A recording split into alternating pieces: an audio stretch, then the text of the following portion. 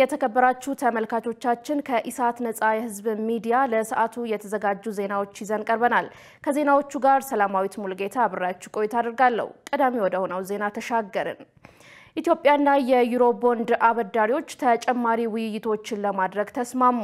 ኢትዮጵያና የዩሮ ቦንድ አበዳሪዎች የኢትዮጵያን የዕዳ አስተዳደር አስመልክቶ ተጨማሪ ውይይቶችን ለማድረግ ከስምምነት ላይ ደርሰዋል። የዓለም ባንክ ግሩፕና የዓለም አቀፍ የገንዘብ ድርጅት ዓመታዊ የጸደይ ወቅት ስብሰባ በዋሽንግተን ዲሲ መካሄዱ ይታወቃል። በገንዘብ ሚኒስትር አቶ አህመድ ሽዴ የተመራ ከፍተኛ የልኡካን ቡድን ከኢትዮጵያ የዩሮ ቦንድ አበዳሪዎች ጋር ተወያይተዋል። ውይይቱ እንደ አውሮፓውያን አቆጣጠር ማርች 2025 ከኢትዮጵያ አበዳሪዎች ኮሚቴ በቡድን 20 አባል ሀገራት የዕዳ ማቃለያ ማዕቀፍ አማካኝነት በኢትዮጵያ የዕዳ አስተዳደር ድርድር የተደረሰው ስምምነት ያለበት ደረጃ ላይ ትኩረት አድርጓል። ሚኒስትሩ ለንግድ አበዳሪዎች የኢትዮጵያን የማክሮ ኢኮኖሚ ሪፎርም ሂደት አስመልክቶ ገለጻ አድርገዋል። ልኡኩ ሁለት አቀፍ ሪፎርሞችን ተከትሎ ያለውን የኢትዮጵያ የኢኮኖሚ ሁኔታ አስመልክቶ ተወያይተዋል። ሁለቱ ወገኖች የኢትዮጵያን የዕዳ አስተዳደር አስመልክቶ የሚደረጉ ድርድሮች በተቀመጠላቸው ጊዜና ውጤታማ በሆነ መልክ ለማጠናቀቅ ተጨማሪ ውይይቶችን ለማድረግ መስማማታቸውን የገንዘብ ሚኒስቴር መረጃ ያመለክታል። በሌላ ዜና የገንዘብ ሚኒስትር አህመድ ሽዴ ከአውሮፓ ኢንቨስትመንት ባንክ ምክትል ፕሬዝዳንት አምበሮይስ ፋዮሌ ጋር ተወያዩ። በውይይታቸውም በልማት ላይ ያላቸውን ትብብር ለማጠናከር ተስማምተዋል። የአውሮፓ ኢንቨስትመንት ባንክ በኢትዮጵያ ኢኮኖሚና ማህበራዊ ልማት ላይ ተጨባጭ አስተዋጽኦ ከማበርከት አኳያ በተለይም በአነስተኛና መካከለኛ ኢንተርፕራይዝ ፋይናንስ በውሃ በንጽህና አጠባበቅና በሴቶች ስራ ፈጠራ ልማት ላይ እየተደረገ ላለው ቀጣይነት ያለው ድጋፍ ሚኒስትሩ አመስግነዋል። የባንኩ ምክትል ፕሬዝዳንት አምበሮይስ ፋዮሌ በበኩላቸው ኢትዮጵያ ለኢኮኖሚ ልማትና ለእድገቷ ቅድሚያ ትኩረት ሰጥታ እያከናወነቻቸው ላሉ ዘርፎች ድጋፋቸውን እንደሚያጠናክሩ አረጋግጠዋል። የድጋፍ ቁርጠኝነቱ ለአዲሱ ዓለም አቀፍ የአውሮፕላን ማረፊያ ፕሮጀክት በገንዘብ ለመደገፍ ያሉ አማራጮችን ማየትን እንደሚያጠቃልልም በውይይቱ ወቅት ገልጸዋል። ሁለቱ ወገኖች በቀጣይ ትብብራቸውን ለማጠናከር እንዲሁም የባንኩ ከፍተኛ የስራ ኃላፊዎች በኢትዮጵያ ጉብኝት በሚያደርጉበት ወቅት በተለያዩ ዘርፎችና አማራጮች ላይ ለመወያየት መስማማታቸው ተገልጿል። የሰላም ሚኒስቴር በበጀት ዓመቱ 25 ሚሊዮን የህብረተሰብ ክፍሎችን ለማወያየት አቅዶ ከ18 ሚሊዮን የሚልቁትን ማወያየት ችሏል ሲል ሚኒስትሩ አቶ መሐመድ እንድሪስ ተናግረዋል። ሚኒስትሩ ይህንን የገለጹት የተቋማቸው የ9 ወር የስራ አፈጻጸም ሪፖርት ለምክር ቤቱ የውጭ ግንኙነትና የሰላም ጉዳዮች ቋሚ ኮሚቴ ባቀረቡበት ወቅት መሆኑን ከህዝብ ተወካዮች ምክር ቤት ያገኘነው መረጃ ያሳያል።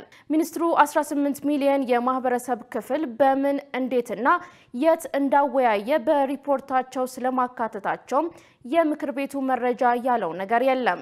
መረጃው በተጨማሪም ቋሚ ኮሚቴው ሚኒስቴር መስሪያ ቤቱ ለግጭት ተጋላጭ የሆኑ አካባቢዎች አስቀድሞ መለየት፣ የግጭት ምንጮችን ከመገናኛ ብዙሃን ጋር በትብብር የማጋለጥ ስራዎች ላይ ትኩረት እንዲደረግ አቅጣጫ እንደተቀመጠለት አመልክቷል። አቶ መሐመድ በየአካባቢው የሚከሰቱ ጥቃትን፣ ግጭቶችን ላይውን የብሔርና የሃይማኖት መልክ ያለው በማስመሰል በተዛባ ግንዛቤ ግጭቱን ከማስፋት ይልቅ የግጭቱን እውነተኛ መንስኤ መፈለግና መፍትሄ መስጠት የተሻለ ነው ሲሉ ጠቁመዋል። ሚኒስትሩ ዘላቂ ሰላምን ለማምጣት ከሃይማኖት ተቋማትና ከሌሎች ተቋማት ጋር እንዲሁም የህብረተሰብ ክፍሎች ጋር በቅንጅት እየሰራ ይገኛል ሲሉ አቶ መሐመድ አስረድተዋል። የኢትዮጵያ ሰራተኞች ማህበር ኮንፌዴሬሽን ኢሰማኮ መንግስት ላቀረብናቸው ጥያቄዎች አስቸኳይ ምላሽ ይስጠን ሲል ጠየቀ። ኢሰማኮ ለመንግስት ያቀረብናቸው ተደጋጋሚ ጥያቄዎች ምላሽ እያገኙ አይደለም ሲል በሰጠው መግለጫ አስታውቋል። የኮንፌዴሬሽኑ ፕሬዝዳንት ካሳሁን ፎሎ ካለበት የማይነቃነቀው የሰራተኞች ያልተሻሻለ ደሞዝና ማቆሚያ ያልተገኘለት የኑሮ ውድነት ለሰራተኞች ከፍተኛ ችግር ደቅኗል ብለዋል።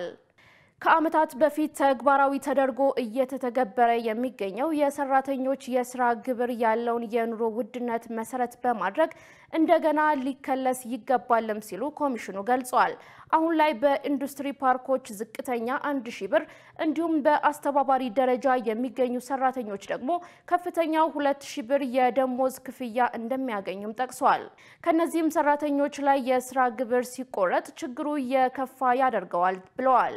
በዚህም መንግስት በ2011 ዓ.ም ሰኔ ወር ላይ የወጣውን የዝቅተኛ ደሞዝ ወለል ማስተግበሪያ አዋጅ እስካሁን ተግባራዊ እንዳላደረገ የጠቀሰው ኮሚሽኑ በዚህም መንግስት ጉዳዩ የሚመለከተውን የስራ ክህሎት ሚኒስቴር በአስገዳጅ ሁኔታ ተግባራዊ እንዲያደርግ ጫና ሊያደርግ ይገባል ነው ያሉት። በዓለም ለ136ኛ በኢትዮጵያ ደግሞ ለ50ኛ ጊዜ የሚከበረው የዓለም የሰራተኞች ቀን ማህበራቱ በተገኙበት በዋና መስሪያ ቤቱ የፊታችን ሐሙስ ተከብሮ ይውላል። የንግድ ጥሰት የፈጸሙ ከ250 ሺህ በላይ ነጋዴዎች ተጠያቂ እንዲሆኑ ተደርገዋል ሲል የንግድና ቀጠናዊ ትስስር ሚኒስቴር ገለጸ። ዘንድሮ በተጀመረው የድህረ ፍቃድ ኢንስፔክሽን መሰረት ከመጠነኛ ስህተት እስከ ከባድ የንግድ ጥሰት ያከናወኑ ከ250 ሺህ በላይ ነጋዴዎች ተጠያቂ እንዲሆኑ ተደርገዋል ሲል የንግድና ቀጠናዊ ትስስር ሚኒስትር ዶክተር ካሳሁን ጎፌ ገለጹ። ሚኒስትሩ ለኢትዮጵያ ፕሬስ ድርጅት እንዳስታወቁት በተያዘው በጀት ዓመት የድህረ ፍቃድ ኢንስፔክሽን ስራ ተጀምሯል ብለዋል። ይህም ማለት የተወሰደው የንግድ ፍቃድ እየዋለ ያለው ለምን አይነት ተግባር ነው በሚል የንግድ ፍቃድ ቁጥጥር የሚደረግበት አሰራር ነው ብለዋል። የድህረ ፍቃድ ኢንስፔክሽን ስራ ከመጠነኛ ስህተት እስከ ከባድ የንግድ ጥሰት የፈጸሙ ከ250 ሺህ በላይ ነጋዴዎችን ተጠያቂ እንዲሆኑ ማድረግ ተችሏል ሲሉ ሚኒስትሩ ተናግረዋል። በመጀመሪያ ዙር 75000 የቀድሞ የትግራይ ተዋጊዎች ወደ ህብረተሰቡ ለመመለስ ቢታቀድም እስካሁን የተመለሱ 17000 ብቻ ናቸው ተባለ። በአማራ ክልል ከ3000 በላይ ታጣቂዎች የተሃድሶ ስልጠና ተሰጥቷቸው ወደ ማህበረሰቡ ተቀላቅለዋል ተብሏል። የብሔራዊ ተሃድሶ ኮሚሽን በትግራይ ክልል እስከ ሰኔ ወር ድረስ እንደሚጠናቀቅ በተገለጸው በመጀመሪያው ዙር ለ75000 የቀድሞ ተዋጊዎች የተሃድሶ ስልጠና በመስጠት ወደ ሰላማዊ ህይወት ለመመለስ ቢታቀድም እስካሁን የተመለሱት 17000 ብቻ መሆናቸውን አስታውቋል።